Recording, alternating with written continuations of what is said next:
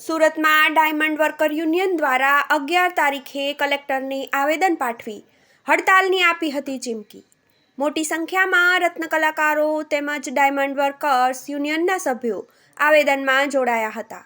રત્નકલાકારોને લગતા પ્રશ્નોનું નિરાકરણ નહીં આવે તો 30 મેના રોજ હડતાલની આપી હતી ચીમકી। ડાયમંડ વર્કર યુનિયન દ્વારા આપવામાં આવેલી ચીમકીના પગલે શ્રમ આયુક્ત હરકતમાં। 19 તારીખના રોજ સુરતના વિવિધ હીરા ઉદ્યોગના એસોસિએશનના પ્રમુખો સાથે મિટિંગનું આયોજન। ડાયમંડ વર્કર્સ યુનિયન દ્વારા રત્નકલાકારની પરિસ્થિતિ મુદ્દે હડતાલની આપી હતી ચીમકી। આ મિટિંગમાં રત્નકલાકારો માટે મહત્વની વાત થાય તેવું અનુમાન। અમે 10 તારીખના રોજ કલેક્ટર સાહેબને આવેદનપત્ર પાઠવી અને 30 તારીખે હડતાલનો એલાન કરેલું હતું।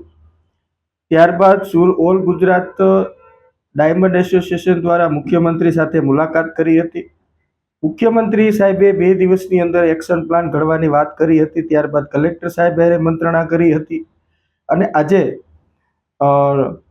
શ્રમ આયુક્ત લેબર ડેપ્યુટી કમિશનર દ્વારા Surat diamond association, Surat diamond worker union Gujarat, Indian diamond institute, gems and jewellery export promotion કાઉન્સિલના તમામ પદાધિકારીઓ સાથે મંત્રણા કરવા માટે આવનારી 19 તારીખના રોજ અમને બોલાવેલા છે।